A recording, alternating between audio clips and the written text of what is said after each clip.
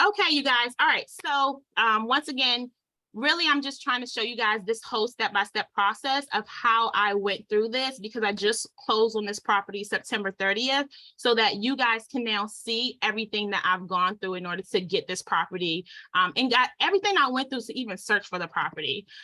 So my goal for 2022 was to find a rehab property. I had done the BRRRR strategy, which is you buy a property, rehab it, rent, refinance, and repeat.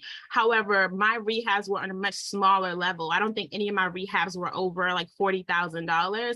So I wanted to make sure that I was able to use hard money in order to do that. I had about $50,000, and I had taken that from my home equity line of credit, because when I first bought my property in DC a long time ago, that property appraised. So I had gotten a HELOC on it. So I had about $50,000 that I wanted to invest, but I knew that I wanted to use hard money for the renovation, because what was happening is I would have money for a down payment, and then I'm using my savings for the renovation. So I wanted to be like, you know what, I'm going to use hard money. What ended up happening is that my property ended up costing more, and I'll get into that a little bit, but the actual renovation cost a lot more than I was expecting. So I was just like, you know what, I need to sell this prior property. So one of the properties, I think this is my third or fourth property that I bought in Baltimore, you can kind of see the before pictures and then the now pictures. And I was just like, you know what, this is like the $40,000 renovation, right? What didn't happen is I didn't tear out all the walls. I didn't like completely gut it and start over. You can see everything is kind of in the same place. It was just updated in a lot of ways. So I'm just like, you know what? And there was some signs of water damage. So I had to clear all that up. So I'm like, you know what? Let me take this property. I'm going to sell this property. And then this property that was giving me right now, I was renting it for $1,750, and my principal, interest, taxes, and insurance was $800. So a gross cash flow was about $950. That did not include any of the type of repairs, vacancy, or anything. So we know we had to take out repairs, vacancy, CapEx, all that. I did have the option to turn it into a room rental. That's still an option because it hasn't sold yet. But there's only really one bathroom upstairs. The other bathroom's in the basement. So I'm just like, I mean, I could do it for a room rental, but let me see. Instead of potentially making $2,800 on this property, I'm going to see if I can use this money, put it into a bigger property where I can rent 7 bedrooms for $1,000 and possibly cash flow $4,000 a month, right? So this is my goal. I'm basically going to trade in this old property so that I can put it into this new property and go from $950 a month, a potential $2,800 a month, to hopefully, you know, in the perfect world, $4,000 a month, right? So I was going to do this by doing a major renovation. So we went up to Baltimore in order to see this guy's properties, Lee, and he essentially showed us how he was doing it completely from the ground up. So I was just like, you know what, this is a great opportunity to work with him and basically do it completely from the ground up.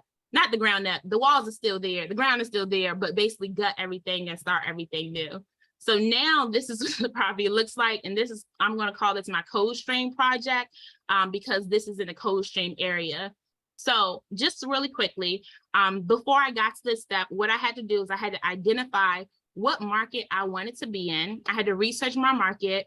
I had to estimate rehab costs. And then I had to negotiate because I wanted to write an offer on this property. So I had to figure out, like, how do I negotiate this property, write an offer, close on it, renovate it, rehab, market the property again, basically, so that I can either sell the property or rent the property out and refinance it. All right. So these were the steps that I was going through, right? So identify the market. One of the things the multifamily movement teaches you is looking through your signs of gentrification. That's something that I call the path to progress. I want to know that there's stuff going on in this neighborhood. I want to know that there's a demand for people to be in this neighborhood. You can look at things like job growth, population growth. Like one of the areas where my dad recently bought a property, we just found out by calling zoning that they're adding a new Johns Hopkins like extension campus to that area. So it's going to take off. And this is just by calling zoning and talking to the city in order to find out like what their plans are. All right. I want to know if there are colleges in the area so that I can know like, okay, maybe I can rent to students. I want to know if there are any like you know, I'm not gonna say bars. Yeah, I'll say restaurants, but basically places where people will want to kind of hang out and chill and like, you know, enjoy life, you know, playgrounds, parks, all that type of stuff. So these are all the things that I would want to know about an area. All right. So what I did is I identified my target zip codes, right? If you're in the Facebook group, you'll hear people say on a regular, like, y'all, what are the zip codes? What are the zip codes? For me, that doesn't work because you really have to do your own research to even know what they are, right? So I asked my realtor, which is myself, to set me up for an automated search for the zip codes in Baltimore. And basically, I set myself up with two searches. One search was for properties that were selling above $240,000. The other search were properties that were selling for under $100,000. My idea was that if I could find the zip codes that are selling for the most money, then I would know that in those zip codes, I want to get properties that are on the lower side and they could possibly sell for above this 240. So I identified 4 zip codes, and that's when I started my search. I'm like, okay, I just literally went through and I'm like, okay, this zip code is repeating over and over again. This zip code is repeating over and over again. All right, so these are the 4 zip codes that I'll focus in on. And so that way I was only searching in those, like I narrowed it down to those 4 zip codes. And then you guys already know something like near Johns Hopkins, of course, like Phelps Point, stuff like that. All right. So what I found was that this 21218 area code, zip code kept coming up, right? I heard people saying they were investing there, and then it was close enough to, I think, like 10-minute drive to Johns Hopkins University's, 10-minute drive to Johns Hopkins Hospital. And I was like, okay, this is a neighborhood that is up and coming. It's so close to everything, even though it's kind of hidden. So I could probably find a deal in this zip code, but also even though I would find a deal in this zip code, I can still probably sell for a lot. So some of the neighborhoods in this zip code are like Waverly. That was one of the very first areas that I really liked in Baltimore when I first started looking, maybe like 5 years ago. And then Charles Village is really popping, but mine is in the Coldstream, Homestead, Montebello area. All right. So now I'm like looking at this market. Okay. So like I just said, where are properties selling for high? What are they selling for low? And I want to know what is closing within the last 60 days, right? So you can ask your realtor to send you a list of all homes like in that zip code that closed in the last 60 days. And then you can go through and analyze those homes and say like, okay, this is the condition of the homes. These are the square footage. Like, let me look through this list to see what types of homes are actually selling in this area. All right. So before I moved from there, I was just like, oh my gosh, I need money. I only have this $50,000 for my home equity line of credit. I need some additional money in order to make this happen, because I don't want to, I don't want to clean out my savings to do this project. I want to use other people's money in order to make it happen. So my traditional lender, because I own 9 properties, anytime you own more than 5 properties, they're going to start making you put down more money. So now my traditional lender is saying like, oh yeah, I have to put down 25%, and they're not going to give me money for a renovation. But the hard money lender is just like, oh, put down 20%, and then we'll give you up to 100% of your renovation. I'm like, y'all gonna give me money to renovate this property? All right, bet, say less. But the terms for the hard money lender are way higher. Okay, so I locked in this 9.5% interest rate back when interest rates were around 5.56%. Now they just gone up to like 7.5%. But back in the day, like a couple of months ago, there was like a 3% difference in this interest rate. I did have to pay like a legal fee, right? This is so that they know that you're serious versus it not wasting their time. And then I also had to pay closing points. So my closing points were 2% of the purchase price. So points are typical for any lender. The interest rate is typical for any lender. However, hard money lenders typically have higher interest rates. So you see how I said like maybe your interest rate now would be like 7.5%. The hard money is going to be higher. And when you look at this, my points are 2%. Overall, my interest rate is 11.5%, right? Because my hard money term is only for 1 year, for 12 months. So technically I'm looking at a 11.5% interest rate, right? This is crazy, astronomical, but my idea is to get the money to fund the project and then do the rehab that I need to do, and then basically refinance that property into a lower interest rate mortgage, pay off my hard money lenders, and then I'll have a cash flowing asset. All right. So, all right. So once you have your financing and options in place, now you can go find properties. All right. So we have our financing. I know I have my, I had not a pre-approval letter from our hard money lender, but basically I will fund this person letter, because with hard money lenders, their pre-approval letters come when you actually show them the deal. And then that's when they'll be like, okay, because they're not lending to you based upon your ability to purchase a property, like your credit, your income, your assets.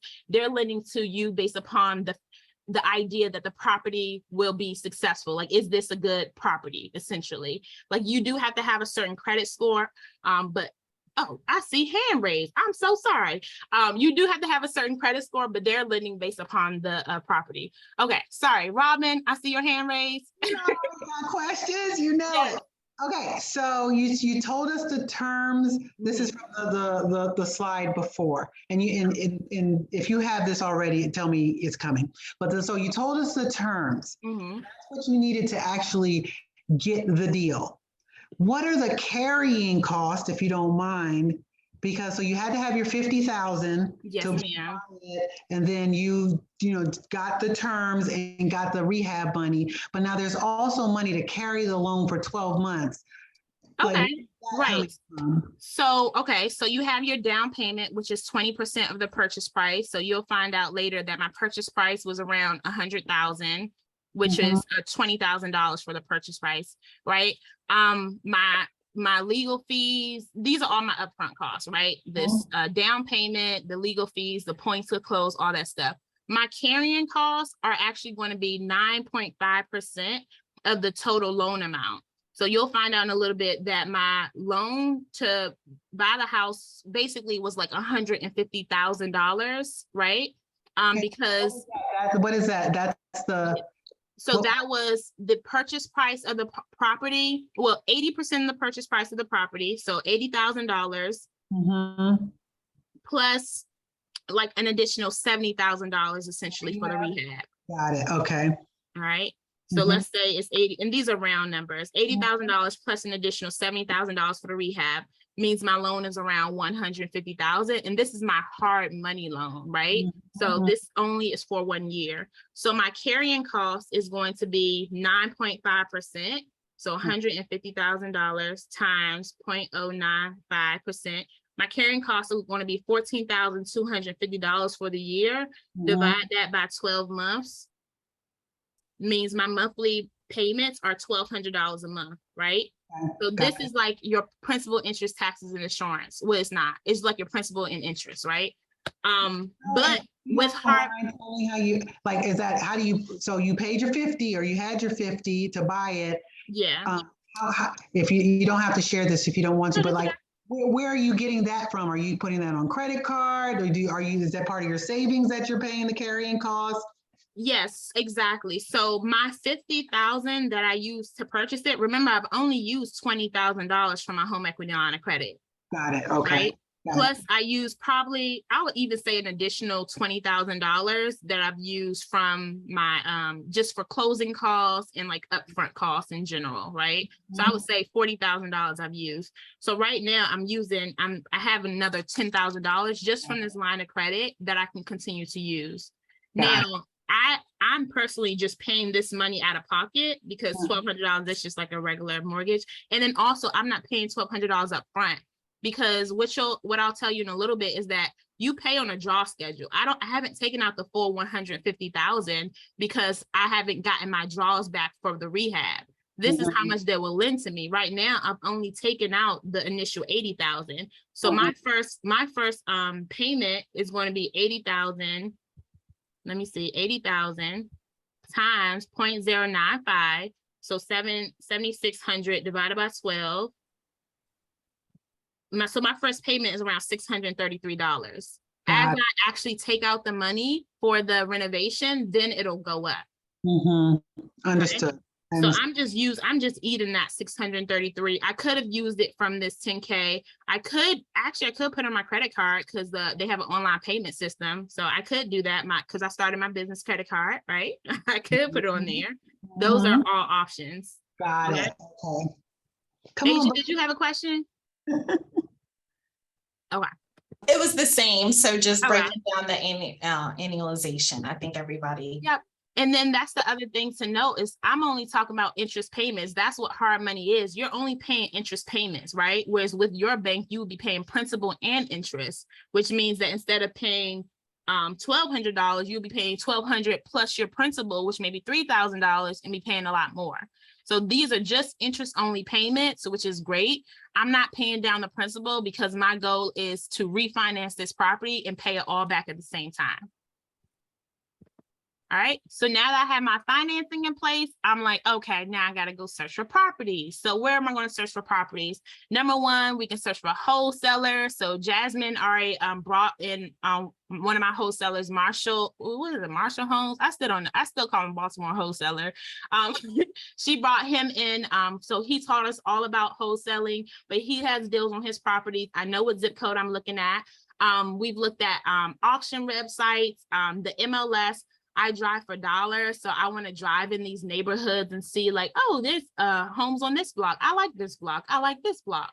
But one of my favorite strategies is to look at the MLS. So the MLS is when you guys get signed up for automated listings from a realtor, you're getting listings from the MLS, the multiple listing service, right? Those listings syndicate or get copied to Zillow, Redfin, Realtor.com, all that stuff. So I like looking on there, but one of the things I do is look at how many days they've been on market. Because I'm like, if you've been on the market for a long time, then you're probably open to negotiation. So let me go ahead and write a low offer on this. Like, I like that. All right. So drive for dollars and then direct mail marketing. I haven't done this, but is his name Marshall? That wholesaler was basically teaching us how do you do direct mail marketing. I think his name was Damon. Damon Marshall. Sorry, thank you. So Damon Marshall, he teaches us how do you do that direct mail marketing? How do you target these areas? Like once you know where these areas are, who these clients are, how do you send them mailers or even do cold calls so that you can try to get them to sell their property to you? All right. So I chose to do the part, what I normally do, MLS. I'm a realtor and this is by trade. I still like wholesalers. So I did see some wholesale properties. And so as I mentioned before, with the wholesalers, you have to show your proof of funds before they'll even give you the lockbox combinations to get in.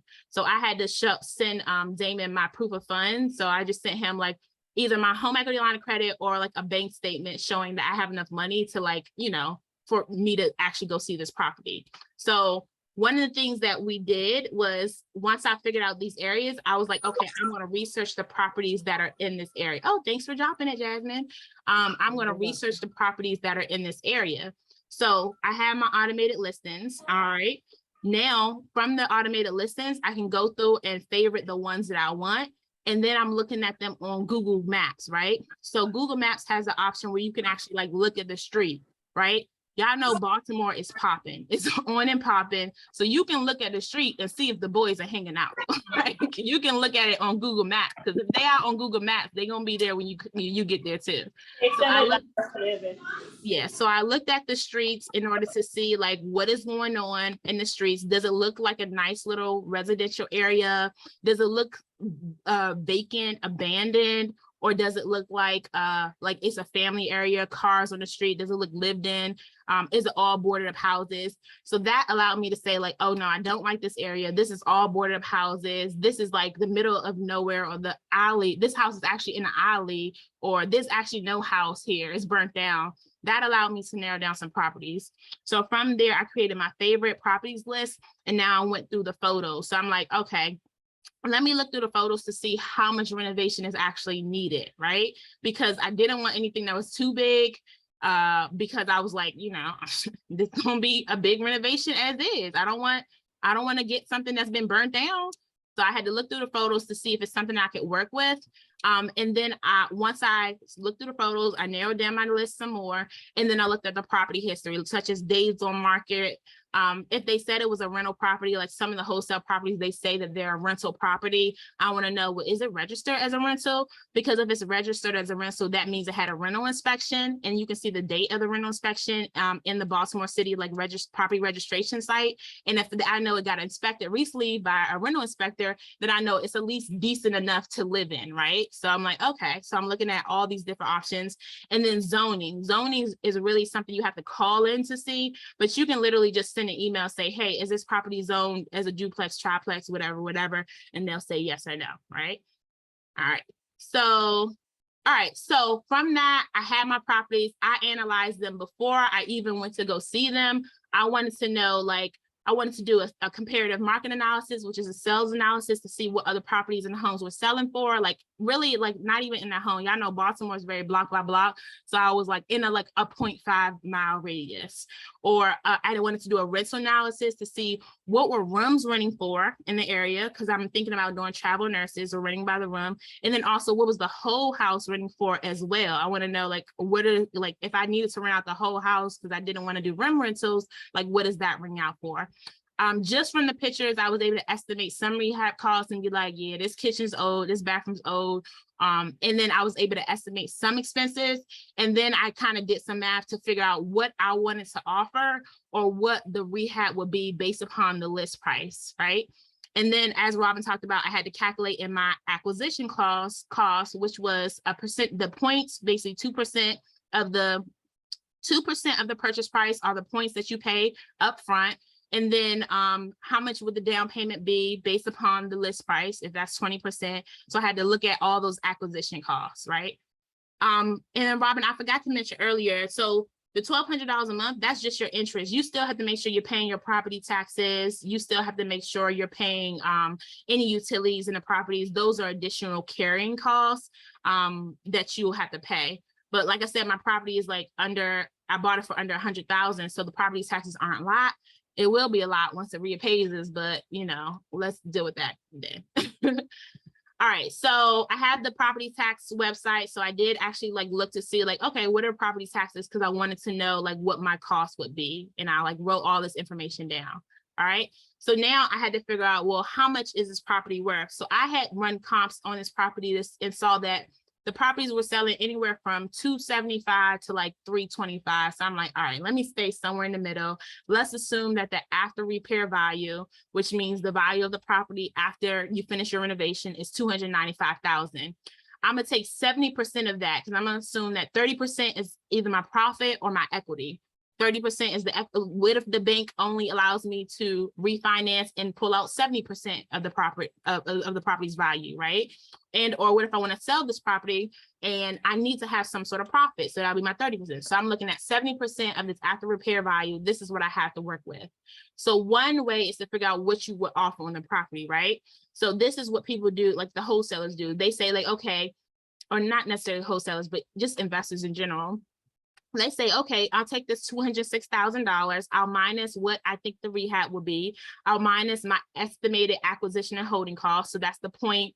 The upfront cost is the title fees, your transfer and recordation taxes, your interest, your property taxes, your utilities. So I'll minus all this, and that's what's going to give me my maximum allowable offer. So, all right, I know how much I'm going to offer.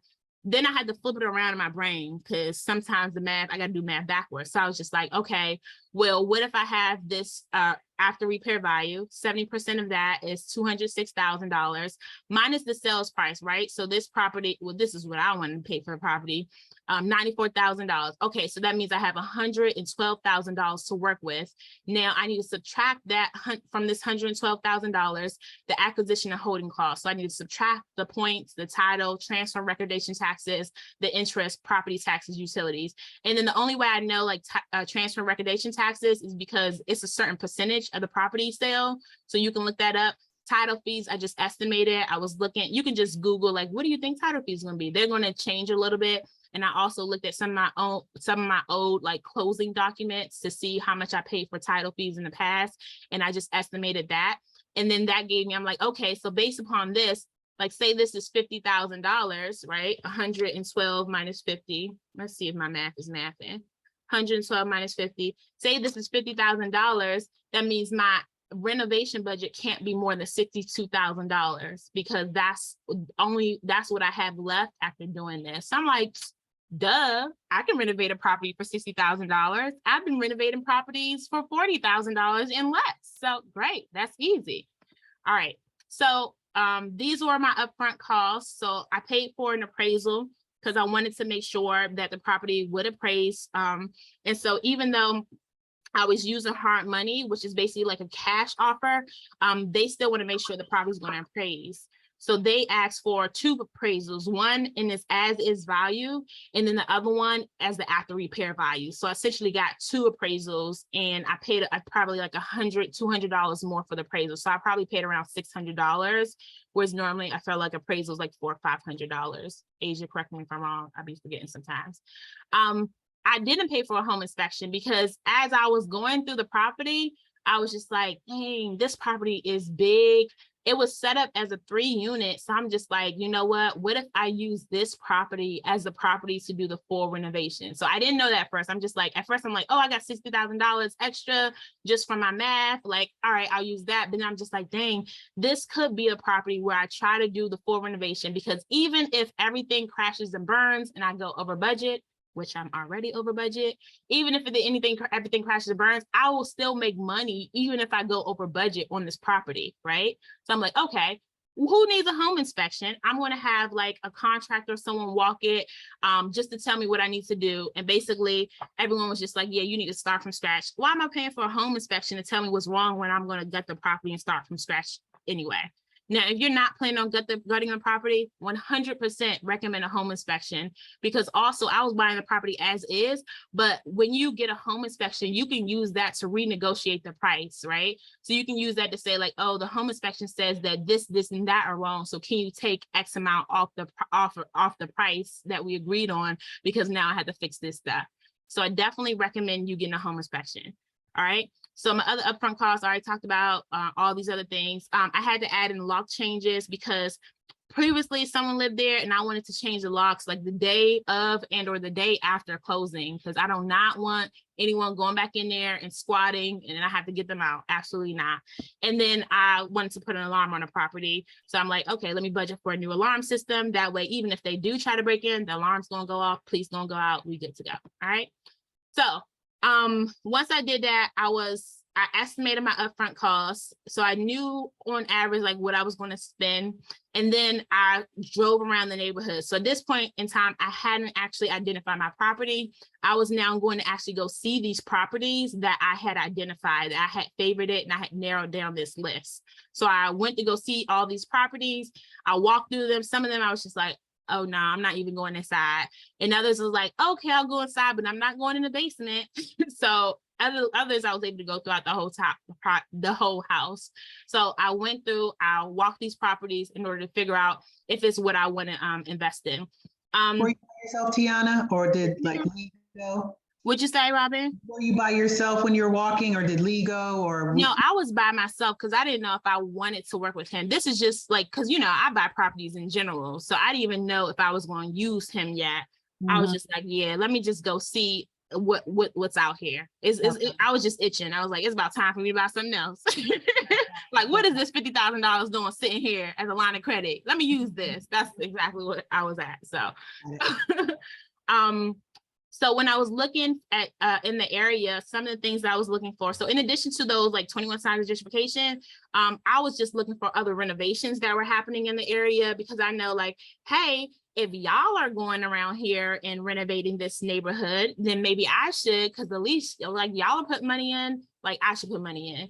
I wanted to know if it's a safe block for me. Like, do I feel comfortable going to manage that property, right? Because I'm a property manager. So do I want to manage that property? Because if I don't feel comfortable managing that property, managing the renovation, showing the property to future people, checking in on my tenants, then I don't want tenants to live there either. I'm looking at the signs of redevelopment, or like those are kind of like the signs of gentrification or whatever, bike lanes, all that stuff.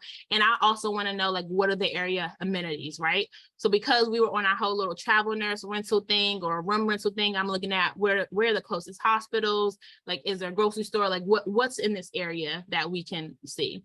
So the main thing that I saw in this neighborhood was that there was other houses being renovated. So I'm like, okay, people are spending money. Like I said, it was 10 minutes from Johns Hopkins University and 10 minutes from the hospital. So I'm just like, okay, that's great. It could be closer, but it's great. I felt comfortable walking out. I was talking to one of the neighbors. He was like, the neighborhood's pretty chill, whatever. Of course, it's still Baltimore, but so I was like, okay, great. This is great. So I finally identified my property. I'm like, bet. I got my funding right. I analyzed the property. Okay, we good. I decided I didn't want to go with the licensed contractor. I would rather do licensed trades, like use a handyman to do like the small stuff, not the small stuff, but like cleaning out, demo, like painting, regular stuff, and then use licensed trades on the most important things. So making sure my plumbing was right, my electrical was right, and then my HVAC was right. And then I was like, okay, and I have multiple exit strategies. One is that they're already using this they were using it as a 3-unit. I'm like, okay, so that's one option, is to leave it as a 3-unit and rent out these 3 1-bedroom properties.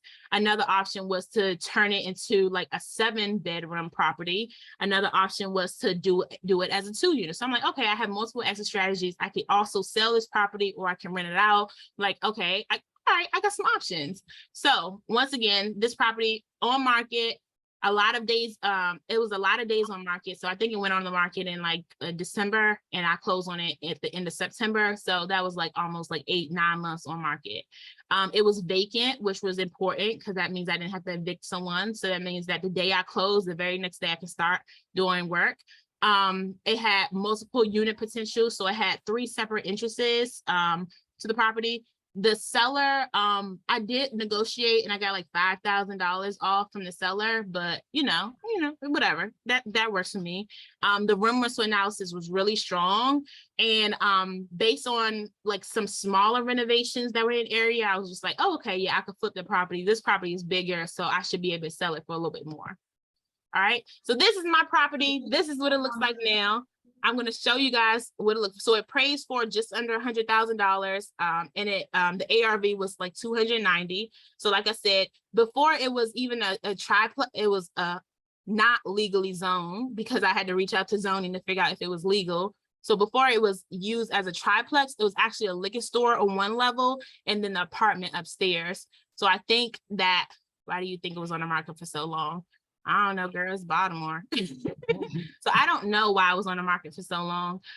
It started off on the market at like 135 or something, and then just kept slowly going down. It's also a really big property. So for instance, some people said, even though I got it for under 100 and it was huge, other people was like, oh, I wouldn't pay more than 50. And I'm just like, yeah, right. But I don't know, maybe some of the other investors saw how much work it needed, and they was like, no, I'm not going to do it. Antoine, you had a question? I see your hand raised. You're on mute, I think. Okay. Okay. I can't hear you. I can't hear you, Antoine. I saw you come off of mute, but I still can't hear you. Your volume might be down. Yeah. Okay. See if you can drop it in the chat. And I'll read through it. Okay. Oh, sorry, Tiana. I did want to ask, with it being the liquor store at the bottom, so that means it was licensed for that. Did you have to change the license for it to be completely residential? Interesting. It wasn't a liquor store when I saw it. I found that out later from talking to people in the neighborhood. When I saw the property, it was set up as completely residential. So when I had emailed zoning, I basically said like, hey, is this property a triplex, a duplex, or a single family? And they said it's a single family. It said it's single family, so it's residential. So I didn't even think, because I know, Asia, you were thinking about doing something that's half commercial, half like residential, like a mixed use property. I didn't even think about doing that. But yeah, that is a potential. Okay. So another exit strategy. Possibly. Okay. So let me just ask before you go on. So you said the zoning said it was single family. Yeah. It was so it's an illegal. Yeah. So it was illegal. They were doing an illegal. They had 3 kitchens in this property, right? 2 of those kitchens were illegal because it's not supposed to have multiple kitchens, like not the kitchen itself, but having stoves in it. So you could have like you could have cabinets and a sink and a fridge and all the other stuff, but you can't have another stove. Like if anything, they can use like a cooktop or like one of the what are all the kids using today? The air fryers or something like that. But to actually have a actual stove is the one thing that you're not supposed to have in multiple units. That's why we're supposed to get like the legally zoned one, so you can do a full kitchen, right? Got it. But it's also just about what you want to use it for. Am I renting to people who need a full kitchen, i.e. families, or am I renting to single people who are okay with sharing a kitchen as long as they have, like as we saw in Lee's model, as long as they have the bedroom in their own bathroom, enough space just for themselves. So, all right, so this property, I got the appraisal's in here. So I'm gonna see it either appraised for 290 or 295. And then my principal interest tax insurance based on a 9.5% 30 year. So I'm assuming that when I go to refinance it, it'll appraise for this 295. I'm just assuming the interest rate's gonna stay the same because we'll never know. These interest rates are going up. 80% loan to value. So I'll only be able to take out 80% unless I sell the property. I'll only be able to take out 80% for another mortgage. My principal interest, taxes, and insurance will be around $2,600 a month, right? So this is my monthly payment. Plus, if I add in utilities, because if I plan on doing this as like a room rental thing, I would need to pay for utilities.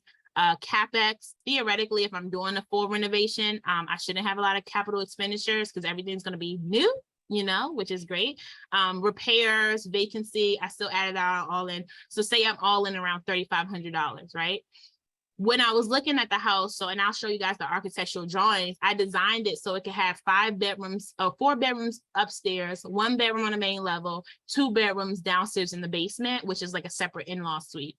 Ideally, if I could rent it for $1,000 a month because they all have their own bathrooms, then I can pull in $7,000 for this property once it's fully rented out. So that means my net income, which is gross income minus my expenses, my net income would be $3,400 a month times 12 months. I'm bringing in 40 grand a year. Hey, that sounds good to me. So this is my idea, is like, okay, taking this property and turning it into like a cash cow, and that way, instead of me having to buy multiple properties, some making $500 a month, some making $700, I can have one that's making $3,500 a month and bringing me in the income I need to live free. All right, so these are some of the pictures, the before pictures. I actually have a YouTube video that I can show you guys of this property. Do y'all want to see it? It's like 4 minutes long. I don't know.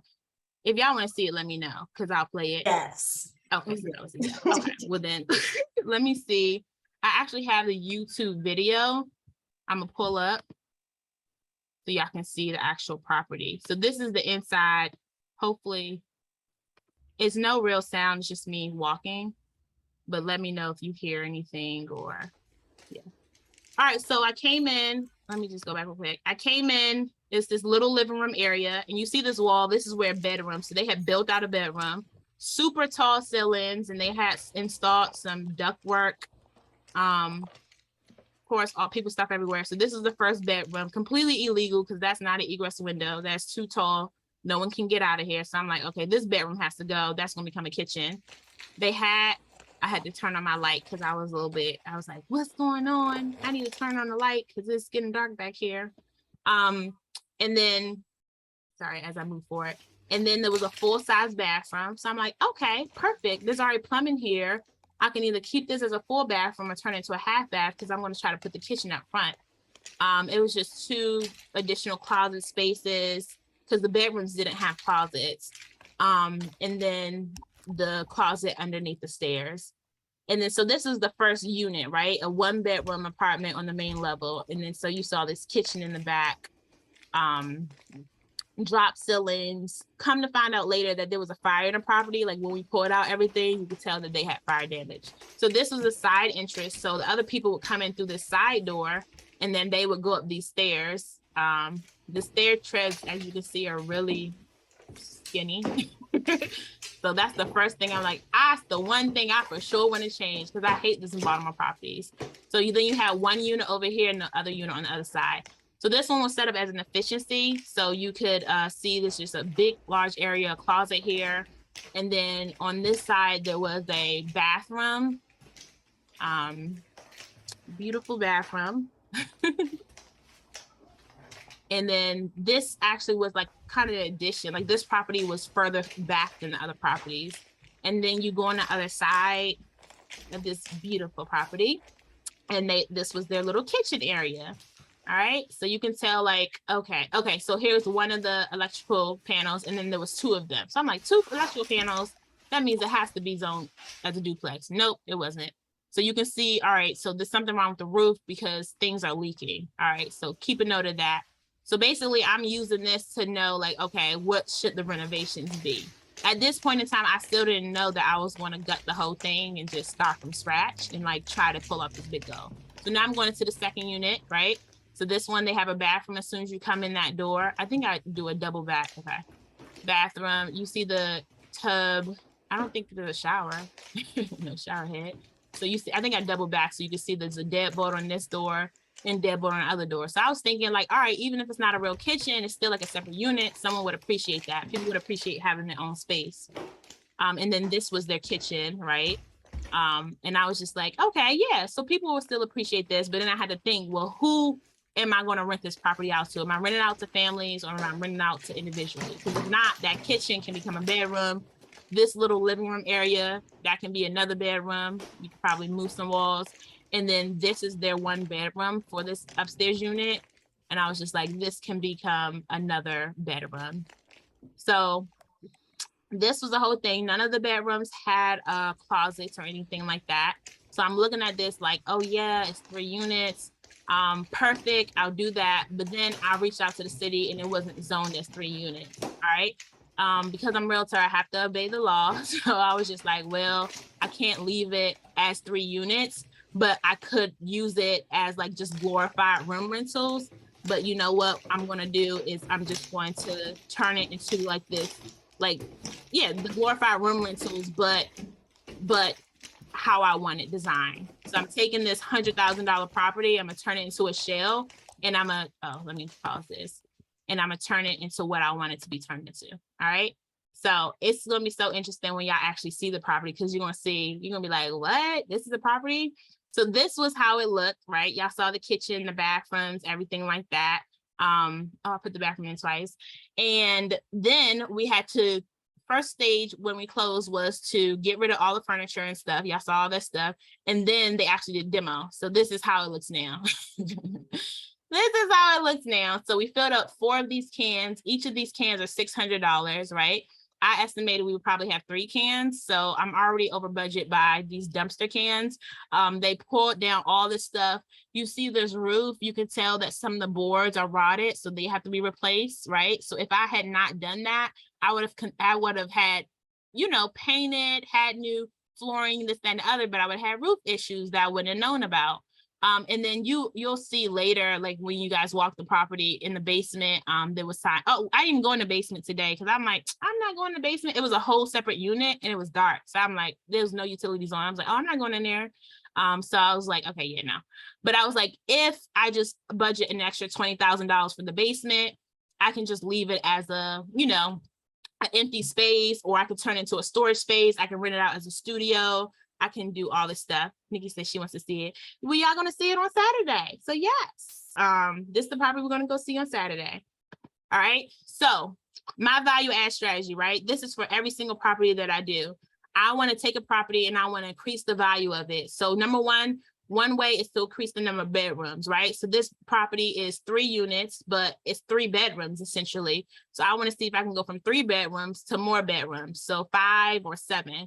Finish the basement. So a lot of properties y'all gonna find in Baltimore don't have finished basements, but there's a value to having a finished basement. This is not a finished basement. I don't know why I have that picture. I gotta change that.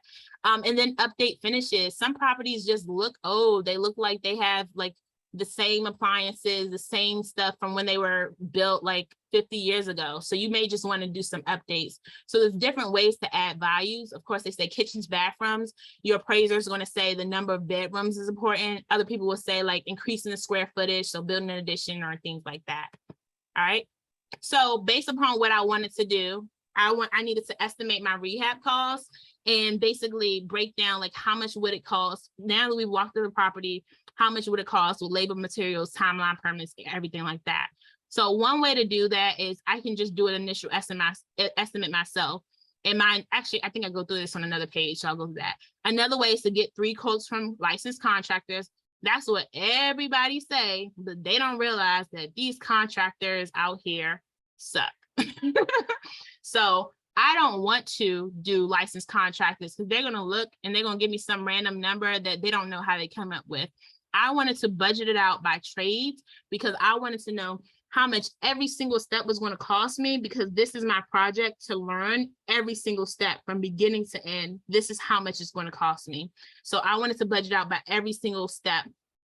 And then as I learned more about the property, I had to do a more detailed estimate. And then I have a whole rehab deep dive that I can go through, but it's literally not enough time. I'm gonna see how much I can get through tonight though. So these were just like the regular, so this was the draw schedule that I submitted to the to the hard money lender, right? So this is my plan, you know, $93,000 budget. So I went from 60 to like now 93, you know, and I'm like, okay, you know, this seems strong. You know, we got our architectural drawings, the permits, demolitions. Y'all see I had $5,000 for the demolition and the dumpsters. Let me tell you, I'm already up to like 14,000. So already over budget. My roof repair, I was thinking I had gotten some roof quotes before I closed on it. And my roof quotes were anywhere from $2,400 to like patch it up to $5,000 to lay a new roof over it. Oh, I didn't put pictures of the roof, but it's a flat rubber roof. To lay a new roof over it to like $15,000 to basically do a whole brand new roof. So I'm like, okay, well, I can just lay a new rubber roof over it. We'll see. So I had $5,000 for the roof and then the windows. So you see this draw at the bottom. This is how you get your money back. You have to spend this money up front before you can get it back from the hard money lender. So even though they say they pay for the renovation, you have to pay up front. And then once all this money is done, you get this money back. So they'll give you this money back and then you can go on to the next phase, right? So my next phase was staircase and framing. This framing was based on me leaving a lot of stuff in place, but as you can see, because I chose to gut the property completely, there are no frames already in place. So I'm thinking I was just going to change stuff. So my framing costs are going to go up tremendously because of that. I had a budget for electrical, HVAC, and plumbing. So I think, who was that? Antoine already said just the mini splits was what, $7,000? How much did you say? And this is Can you going to hear be, me now? yeah. Oh, I can hear you now. Yes, I'm back. All right. Yeah, it's about my mini splits will be about anywhere between 6,500. Right. Okay. So yeah. So if I go with mini splits, then I'm still in the budget.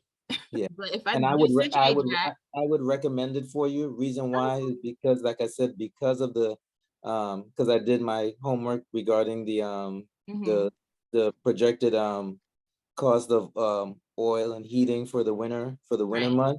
Mhm, And they don't see that being anything that's just going to be isolated just for this season. I mean, because mm. that 'Cause was oil prices did go up. So yeah. right.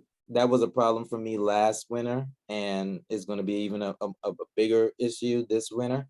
Mhm, So the mini splits, the reason why I'm looking into them, because that way you have your tenants paying their own utilities, and then they'll be responsible for that because it'll go under the electric right. or So gas. Yeah. but no, yeah, that makes sense because that way you can build back because you know exactly where that electrical load is going for. So that's something Right. I need to consider. Electrical load, build back. Okay. All right. So yeah, so just to go through the rest of it, HVAC, plumbing, you guys can see this, drywall, painting, all these numbers is what I submitted, but I didn't realize how big the property was, even though that property, how many square feet, just from the videos, how many square feet do y'all think that property is? Just from the videos. Estimated just by looking at it, that looks like anywhere between because those houses, they go further back, so it's Right. anywhere between 2,100 to 2,100 to 2,500 square feet. Good job. So it was 2,200 for the first 2 floors, and then the basement is another 700, right? Right. So this is a townhouse, right? Most townhouses like in DC are like 1,600 square feet, Mhm. like 1,200. So yes, 2,200 is literally the size of like my parents' house out in the suburbs, like of Prince George's County. So yes, it was very big and I underestimated that. So my budget actually went up from, and this is Robin, when you said like, oh, where are you getting the money from? I'm probably going to get investors and or I'm going to sell that other property to get the rest of the money for this renovation. Because I do want to do it right. I still have the option to like cut costs, but I'm wondering if I do it right, will I get a different clientele, you know, a different set of tenants that'll just make my life easier, right? Because I'd rather them live in a really nice place and and pay a premium to live there, like per room, like it's still affordable to them versus to like have a crappy place and then attract people who may not want to pay their stuff. All right. So I was at 93,000. Now my budget is closer to, actually I'll show you the math later, but it's closer to like 150, 160. All right. Okay. So keep in mind, sorry, go ahead. What's up? Yeah, so now that I have audio, I could ask you the question I wanted to ask you. Before. So now, because you were saying that you got money from the hard money lender, because it's also something I was looking forward in pursuing on my second property. Right. So you were saying that you had to pay the upfront cost for all of the rehab that you're getting done first. Now, where did you get that upfront money from first? Because you were saying that you needed the money from the hard money lender for the construction. So how To did you move pay forward. that upfront? Yeah, so remember I told you I had 50,000 from my home equity line of credit. I had only spent about 40,000 for closing costs. So I still had about $10,000 from the home equity line of credit. So this additional $5,000 is basically coming out of my pockets, coming out of like my reserves, with the idea that once I sell my other property, because I'm willing to let this property go over budget, I know I'm going to sell the other property to fund that. So with the idea that once that other property sells, then I'll just pay back my reserves. So yeah, so I knew in advance that I needed at least $10,000 to start. So 5,000 came from me. 10,000 came from my line of credit. So that brought me up to the 50. And then the rest is going to come from me. But once they pay me back, then I'll have that same money that I just spent, the same $14,500. I'll have that to pay for the next phase, right? Staircase framing. And then they'll pay me back, right? And I'll have that money to spend on the next phase. And then they'll pay me back. So ideally, you still do have to have the upfront money with this type of loan product. And let me be clear that different hard money lenders work different ways. This is just how my hard money lender does it, but each hard money lender may be different. Some may give you the money up front. If they do, let me know. But I did have someone who say like, yeah, we'll give you the money up front. It's just 15% versus the 9.5% that I have. So each hard money lender is going to be a little bit different. And I'll drop my hard money lender in the thing. I was going to have him come over here and speak, but he said he's a busy man. So he said he'll let me ask him questions and I can like send you guys the notes, but he doesn't know if he has time to speak. So we'll see. I'm gonna make it happen. We all busy. Right. Thank you. Okay. So this is the estimated cost. This is what I was looking at. So I'm thinking of it's going to be a 16-week rehab, and this is based on this budget, right? At this point, I hadn't closed on a property yet. So 16-week rehab, and this is how it's going to break down my weeks. It's so pretty and so perfect, and we know that things don't work like that. Right. What I didn't plan on is that my architectural drawings was going to take the first 3 weeks. So theoretically, if you know you're going to close on a property, I would pay for the architectural drawings in advance if I know for sure I'm going to close. Then that was around $3,000. So some people like, I may be like, I don't want to put that money out until I close for sure. So I can understand that. But if I know I'm going to like really be flipping properties, like I'm about to put a group together and we're about to just flip some properties in Baltimore. And that way I can use some of the proceeds from the flips to buy the rentals I want. Then definitely know that it's going to take some time to get your drawings back. My permit, clean out, demolition, all this is in my first couple of weeks. So this is what I've been working on right now. And then this is what I'm going into later. So we're looking at the square foot cost, right? So I'm thinking I can do a cheap renovation, $50 per square feet. Just upstairs alone, 2,200 square feet times $50 equals 110,000. So I'm like, oh, I'm good. I budgeted for 93. It's 110. That's not too far off. No, because I'm working with someone who's very expensive. So they have this thing where you can have three things out of a contractor, or I'm not gonna call them contractor, but out of the people who do your work, you can have three things out of a contractor. You can have them good, you can have it fast, or you can have it, what is it? Good, fast, or cheap. You can only do two of those three things. So which two do you want? So I chose good and fast, right? Because this 16-week rehab can easily take a year. So I chose good and fast, which means that I knocked out this whole cheap thing. So now I'm close to low end, high end. So even if I stay at the low end of good, I'm looking at $60 times $2,200 per square feet. That's at 132.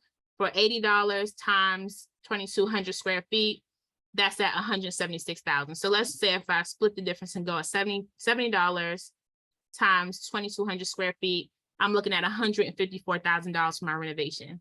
So this is basically how I got my budget. And that's just for the upstairs. This didn't even count downstairs. So I'm still trying to figure out, actually some of it can count for downstairs. I'm gonna make it work, but downstairs is another 700 square feet that I would have to account for. Okay, one more question, Tiana. So now that you're so that you gutted everything out compared to the original layout, do you have to get rezoning again? No, because I'm still using it as a single family. However, I could try to get zoning for a multifamily the right way. Like they should have gotten legal zoning. I could try to do that if that's the strategy I was going for. In order to do that, like I would literally have to petition the zoning board to let me do it. So because the person I work with, he just went through this whole process where he spent weeks and weeks petitioning, and they was just like, no, no, no, no, no. I'm just like, do I want to spend those weeks paying this hard money loan while I'm trying to petition to help to have them let me change it? Or do I want to just go ahead, do this flip, do like the glorified room rentals for this one, and then use that income and I can go buy a legally zoned multi-unit, right?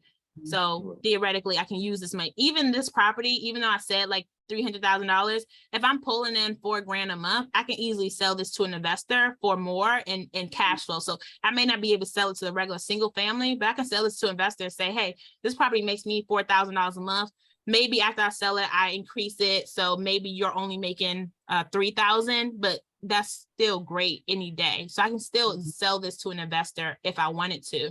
So I still have multiple exit strategies to do that. So I was just like, I'm not even going to argue with the city. I just want to do this full on renovation and then get, move on to the next property, get another one, So yeah. Okay, so once again, I did a competitive offer. I was an as is, which means they didn't have to move out any of the furniture. I got it below market because it was on the market for a long time. I got it for below market value because it was listed for such a long time. And I also wrote them a cash/hard money offer so that they knew that it wasn't like an FHA offer might fall through because your FHA lender may say like the property has to be up to a certain condition in order for us to lend on it, right? So yeah. All right, so I go through some of my, I already talked about this, so I'm not gonna keep going through. So I'm gonna just go through these quickly. So I talked about this, my legal fees was around $1,250. I think I put $1,500, I was rounding up. My appraisal, $500, home inspection, I ended up waiving that because I was like, I'm gonna get it anyway. All right, this was my actual appraisal right here, came in at $295,000. This is for the after repair value. And then they compared it to these properties. The properties in this area had sold from anywhere from $290,000 to $270,000 to $299,000. So that's where they got their numbers from. And then you can see just an appraisal, like the square footage. So this is the first time I actually saw the square footage of a property. It wasn't listed anywhere. So now you can see, like, even though my property is appraised at $295,000, this other property sold at $299,000 is less square footage in my property. So like theoretically, the sky's the limit. So yeah, so this was my appraisal. And then I actually had to close on this property, right? So remember I told you, so I bought the property for $95,000. My taxes were, this is the taxes for the rest of the year that they paid when you close. the gross amount due to borrow, blah, blah, blah, none of this matters. Let me see. So this was the amount of my loan. So I said about 150. So I was at 159. This is the loan. So this is the purchase price and the rehab price. Ground rent. So you'll see later on that I had to redeem the ground rent because the property did have ground rent. So I feel like that was like $1,500 to $2,500. And then I had to pay, this was my cost to close. So remember I said I had $50,000 and I spent around $40,000. This is how much I had to pay in order to close on the property. And then my construction draw, so you can see my purchase price right here, that's $94,000, and then my construction. So at the last minute, my hard money lender was like, we know we said you can do 100% of the renovation, but can you do 99? Because we only have 2 lenders who would do it. And if we go down to 99%, more lenders would do it. So I'm like, okay, that's fine. I don't care. And then daily interest, homeowners insurance. So I had to get construction insurance. That's $1,300 a year. And that's because I was going to be building basically a new property. So that's going to be slightly different than homeowners insurance. I got title insurance to basically make sure no one can go back and say like, oh yeah, hey, we actually own this property. No. I got the title search and they told me you don't, so it's mine. And if not, you have to go to their insurance company and try to get it back from me. All right. So yeah, so these are all these costs, recording fees, everything. So this is what you see in a HUD one when you actually go to purchase a property. All right. So yay, I closed on the property. So I'll quickly go through the rest because I'm not gonna keep you out here forever. We've been here an hour. But yeah, so I closed on the property, which means I sent tons of documents in to the lender. I got the appraisal, I got funded, and then the signing. The signing when you use hard money is so much quicker. And they came to my office, like what? I paid $200 and they came to me versus me having to go out to them. That was the best $200 I ever spent. All right. So now after closing, the first week after closing, we did all this stuff. We was like, let's go. Y'all see my dumpster can here is only 2. I was so innocent. I did not know. So first, change locks, put a lockbox on the house because I needed people to be able to go see the house, my roofer to be able to go see the house. We don't really need to go inside, but yeah, I needed contractors, not even contractors, but HVAC technicians. I need all these people to be able to go see the house. So the house on a lockbox. Had to arrange the clean out crew. I did do a final roof inspection, even though I'm probably going to do that again because now that we've gutted it, we see more stuff. I paid for my architectural drawings. Oh, that reminds me, I got to pay the rest. So for instance, this is the reason I have, I'm working with someone who already flips in Baltimore is because my architectural drawings were supposed to be $3,200, but because of the relationship that he has with the architects, I only paid $2,400, right? So I'm working with him to help me negotiate these discounts because the goal is to be able to do this on a larger scale so that we're getting discounted stuff so that like, yeah, the second you do this architectural drawing, guess what? I'm closing on another property. You're doing that. So instead of you charging me this full retail price, you're going to charge me less because I'm going to keep it going. And in Baltimore, that's the place where you can do that. So I had to get a permit for the dumpster can. So if you want to put a dumpster can on the street, you have to get a permit for it. Otherwise, the city will come and fine you. I had to actually get the dumpster cans, which is great because they come, they deliver it for you. You fill it up and then they pick it up. And the great thing about that was that, well, there's a good thing and bad thing. The great thing is that they pick it all up. The bad thing is that the dumpster can be overweight. And then you pay additional, I think I paid an additional $90 per ton.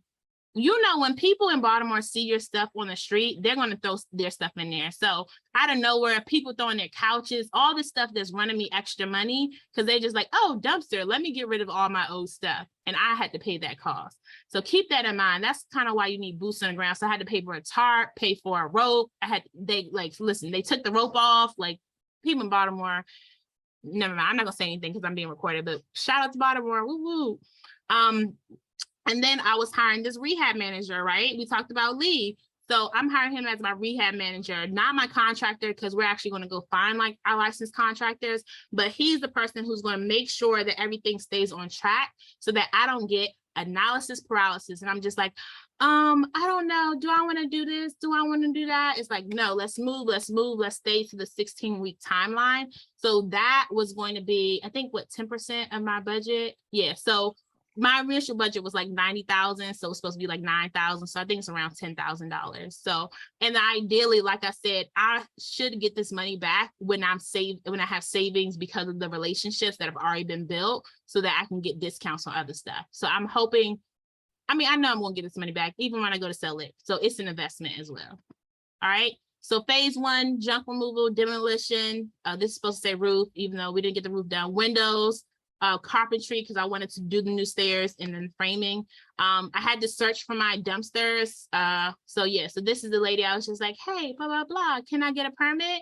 So this is we don't email her directly, but she sent me the information for doing it. In the past, I've used Next Day Dumpsters, or like we've used Next Day Dumpsters. This time we use Ace Dumpster Company, whatever, but like I have this link here because all of these different companies will let you do dumpsters. I had to do this temporary right away. So this is my permit for the dumpster, right? So I had to pay. Please put the address for Saturday's meetup. I'm going to send it out to you guys. I'm not going to drop it in here, so I will send it out to you guys for those who are joining. So I have the dumpster permit here, and I think it was $60 every week, and I did it for 4 weeks, so that's like $240. And then I had to create an actual permit account so I can go in there and apply for my permits to actually do the interior demolition. I didn't even know I had to do the interior demolition through permits. This is probably why you should hire a licensed contractor. I didn't know I had to pull permits for the interior demolition, because I'm just like, we just tearing stuff out, but you need a permit just to do that. I'm thinking like, once I get my architectural plans back, I'll send them the plans. They'll see how I'm redesigning. Everybody's going to be happy, happy, happy. But no, they were not. They were like, whenever you start tearing down walls and stuff, you should have got a permit for that. All right. So I had to go do some research to see what work needs a permit. And I was able to find some, I think, I don't know if I have the links. And then I have like my created my actual like account and everything. And then I have like, just these are all in the permit thing. Like whenever you're tearing down walls or painting, even like with paint, you can disrupt some of the lead paint, the property's old. I did a category 2 because I was doing so much demolition, but category 3 is if any of my walls are structural. But because the way my property is built, the walls aren't structural. The walls aren't structural. The way that the joists go, the walls aren't structural, which that is good news. All right. And then I have all these other guidelines. So yes, so I got a stop work notice. Like so I closed on that property, and that property got like, dang, that property just went so quickly in terms of getting the work done, that I was thinking I was fine. And then I was fine. I was $1,000 fine, because they basically said like, you can't do all of this stuff before you do that. So they was just like, yeah, no, you definitely have to get a permit whenever you're doing stuff. And then we had an electrician go through, because they were tearing out everything. People wanted power to kind of use their tools to cut stuff up. And so we had an electrician go through just to make sure they still had power. And the inspector was like, no, you're doing electrical work. I'm like, no, I'm not really. So yeah. So now I had to add this to my cost. So just things to keep in mind. And then, so now after we received the architectural drawings back, there was a couple of things we had to review. So number 1 is the basement. We need an egress window. So this is my 99 problems.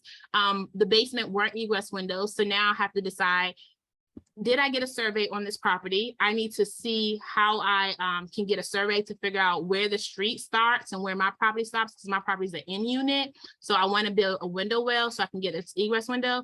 And then I was trying to figure out if I could build up, but the joists were on top, and then the sidewalks on the bottom. So I had to figure that out. This is just my little timeline. And then we have found some of the burns on the roof. Not the roof, but yeah, actually there was burns up the side of the house. So at some point there was a whole fire that they kind of hid. And then so I had my architectural drawings before, right? So we came in, this is the main level right here. He didn't have the bedroom here. I think he forgot the bedroom was here, but you came in, this was a living room. There's a little bedroom here, bathroom, went back, it was a kitchen, went up the stairs, and then you had this like efficiency in this area. And then the basement kind of just looked like this. It was like a room here, an area here, and it was a little bathroom there. I can send the videos of the basement because we went there another day. All right. And then this is what it looks like now. So this is what $3,000 will get you. So now it's actually how the property will look. So you guys are gonna see a gutted property, but this is essentially like, keep this in mind. So when you come in, there's gonna be a living room area, there's gonna be a kitchen. I'm going to do the 2 fridges. There's gonna be like a little half bath from here, closet, laundry room. The stairs are gonna go upstairs. And then this is just gonna be a huge bedroom with a walk-in closet, an ensuite bathroom. And then you'll go upstairs and go up here. To the left, you're actually going to fit 2 bedrooms. One of the bedrooms is going to have an ensuite bathroom and a closet here. The other bedroom will just have a closet, and then they have to walk and go to this hallway bathroom, right? But they're the only ones that use this bathroom. But the idea was that if a family ever does move in here in the future, they have like a hallway bathroom that they can use. So they have this half bathroom, this hallway bathroom. So these 2 bedrooms here both have their own ensuite bathroom and closet, ensuite bathroom, closet. And then when you go outside, you have to go outside, go to the basement entry. There's going to be a door here to the basement unit, and then the mechanical room. This is where we're going to put all of our mechanics and stuff, so that if any repair needs to happen, we don't have to go into the unit to do it. I can just go directly to this like little basement area and then come in, and then I'm going to have to do a kitchenette, right? So remember I said I can't do the stove. You see how this one has like the stove? I'm not going to be able to do the stove down here because I can't legally have a separate kitchen. So I'll have to rent out to someone who's okay with not having a stove and just do a bedroom situation. Maybe they just are college students and they cook with air fryers. I don't know. We'll figure that out. And then there's this bathroom here. This one is open to the hallway, but it's basically for this bedroom, closet, another laundry room. So they'll have their own laundry room. And then this is going to be a super large bedroom with a walk-in closet and a ensuite bathroom. All right. So that was everything. I know I have more slides, but it's getting late. But yeah, that was basically everything. I'm gonna stop sharing. So did you guys have any questions? When are we meeting on Saturday? See it. Thank you so much, Tiana. Oh my gosh, that is, I mean, so much more than nuggets. I mean, gems. This is somebody that now we know. It's